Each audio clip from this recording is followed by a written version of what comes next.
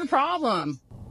I don't know. You started it. You Oh, actually started it. You started staring at it. You started it. We were wow. sitting here minding our own business. You might think you know what kind of video this is going to be. Whoa. Not really. This one's weird. This one has a lot of twists and turns. Just bear with me for a moment. All right, welcome to Rich House Crime, guys. This channel is all about dumb criminals. We like to honor dumb criminals on the channel. If they were smart, they would have never got caught. And this is going viral right now. Now, I can't really break it down without letting you know too much, so I need you to bear with me. Let me know where you're located and let me know what y'all feel about the story, but let's get right into it. Cypress, Orange County, California, where this is. A couple is there, and they go to a Panera Bread, and then they sit outside because it's a nice day, and then this guy comes and sits down at the table across from them. As he's sitting, the man, the husband of the couple, goes, "Hey, hi, how you doing?" This guy didn't respond. No big deal. They go back to eating their food. Until this guy looks over and says, "What the fuck are you looking at?" And he's like, "What are you talking about? I'm not looking at anything. I'm just eating my food." Whoa. And then he says, "What are you looking at, N-word?" Whoa. And that prompted the woman to start recording and capture all of this with him, and I think it's his mother, and it... What is your problem?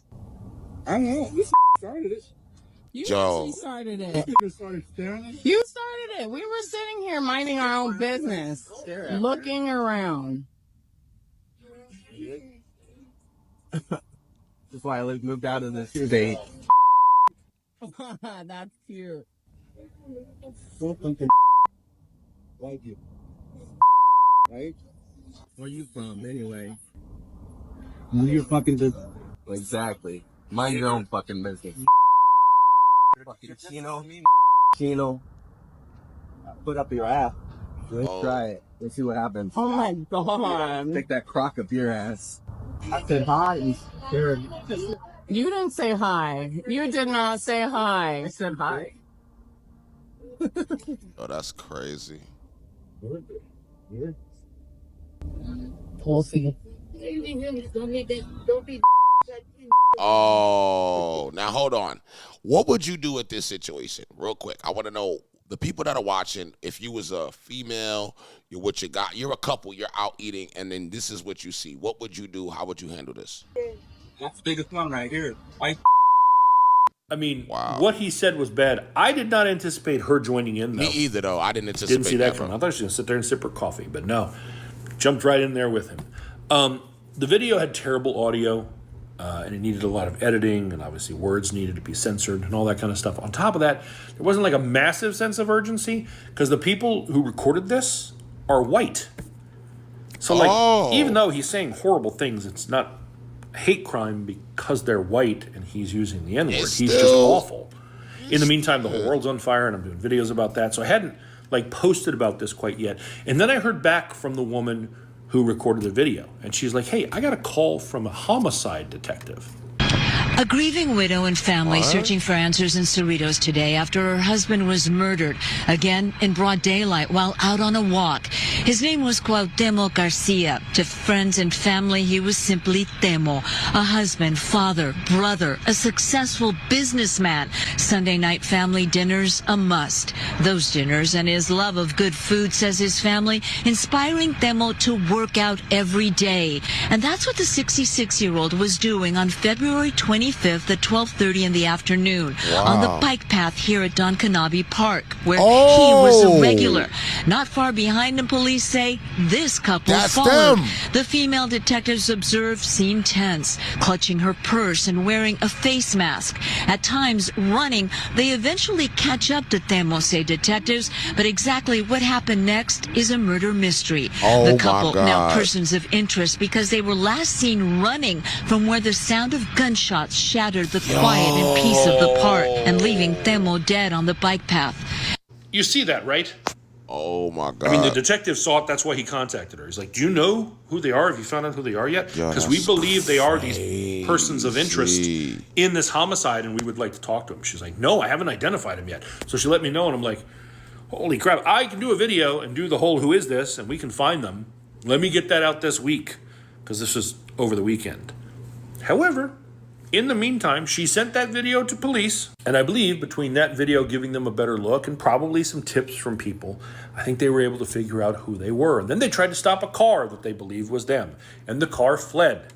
And there was a pursuit, and then they did a pit maneuver, spun the car out, it wrecked, and then the driver got out and started fighting with police, had to be tased, and oh, look, it's the dude from Panera Bread. Yo, that is who insane. Likes the N-word. Yo, that is insane. He was arrested for trying to physically assault the officers who were trying to arrest him. And the post I saw about it said there was also a female passenger with him who identified herself not as his mother, but as his sister.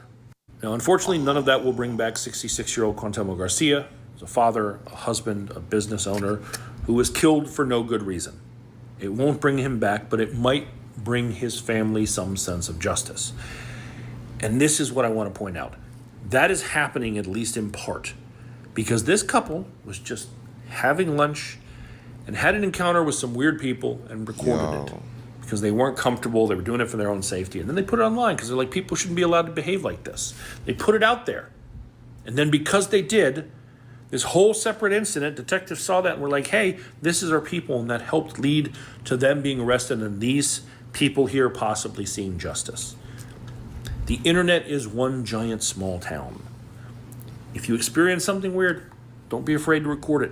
Don't be afraid to post it. Now, this could have went down a different way. The way them couple was just, not couple, the brother and sister were willing to chase down a couple and do what they did. This is why you got to mind your goddamn business. This is exactly why you need to mind your goddamn business, because you could go out there playing with somebody who did not come to play at all and end up becoming a victim. Now,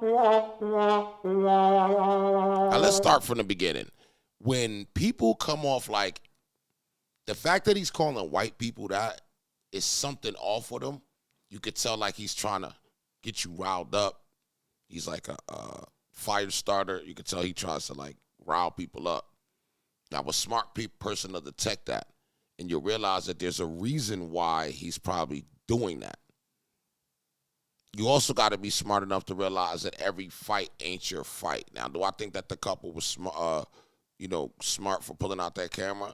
Yes and no, because what would they would have got bust all in their head had that man start acting crazy. Oh my God, he just won't stop hitting us. He just won't stop. He just won't stop. So it's kind of like a double-edged sword. You can listen to this guy if you want, and you know what? He represents a certain part of America. I represent a different part of America. And I represent the part of America that's going to tell your ass to mind your goddamn business. Now, that's the beginning part right there. Whoa, them getting the footage? Of course we all want to see the footage. Whether you end up into something crazy or not, the footage is always good. It gets a little technical when you think about why they did what they did. It was something that small. It was over, hey, give me your keys. You know? Just give me your keys. So a person that's like with a mindset of, commit a whole crime off of give me your keys. What do you think they'll do over a dispute at a table over saying hello?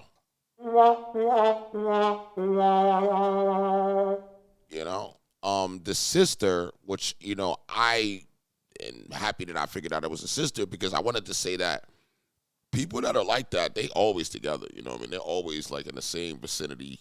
So it wouldn't surprise me that he would be at a table eating with somebody that is around, within the tribe. Because you can't be racist by yourself. You need somebody to be racist with. Ain't no fun being racist by yourself. You got to sit around and be racist with somebody else. So it would have been a good attempt for them to kind of sit down over lunch and just be racist. So that couple is very lucky. Very, very lucky. And what they did is they learned, before you listen to this guy who's encouraging you to basically put yourself in harm, I would say value your life and value the situations that's going on, because if not, things go the other way. All right. This is Rich House Crime. I want y'all to subscribe. I want you to hit the top bell. I got 3 other channels above my head. That might be more to your liking. So make sure you do that. And I can see you on the next one. I am out.